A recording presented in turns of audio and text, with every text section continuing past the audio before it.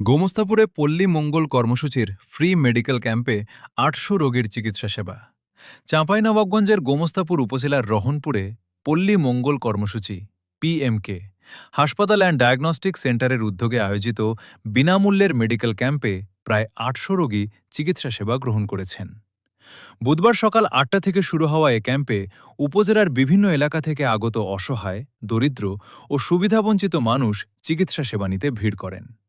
সকাল থেকেই পিএমকের গোমস্তাপুর রহনপুর শাখা প্রাঙ্গণে রোগীদের দীর্ঘ সারি দেখা যায়।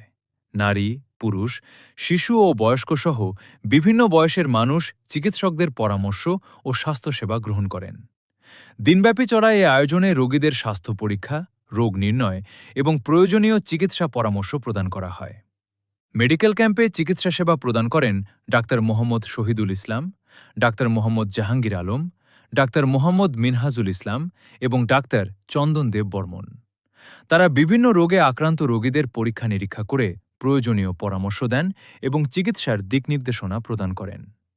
আয়োজক সূত্রে জানা যায়, প্রান্তিক জনগোষ্ঠীর দোরগোড়ায় স্বাস্থ্যসেবা পৌঁছে দেওয়ার লক্ষ্যে পল্লী মঙ্গল কর্মসূচি নিয়মিতভাবে দেশের বিভিন্ন অঞ্চলে এ ধরনের চিকিৎসা কার্যক্রম পরিচালনা করে আসছে।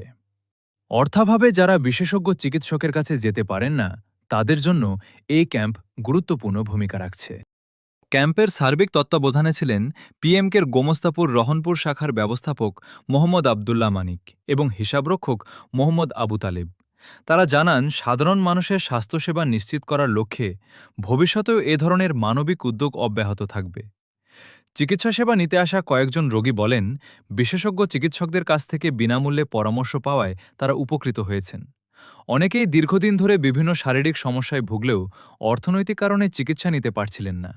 এই ক্যাম্পের মাধ্যমে তারা সহজেই চিকিৎসা সেবা গ্রহণের সুযোগ পেয়েছেন। স্থানীয় বাসিন্দারা জানান, গোমস্তাপুর অঞ্চলে একসঙ্গে এত বিপুল সংখ্যক মানুষের জন্য বিনামূল্যে চিকিৎসা সেবা আয়োজন একটি প্রশংসনীয় উদ্যোগ।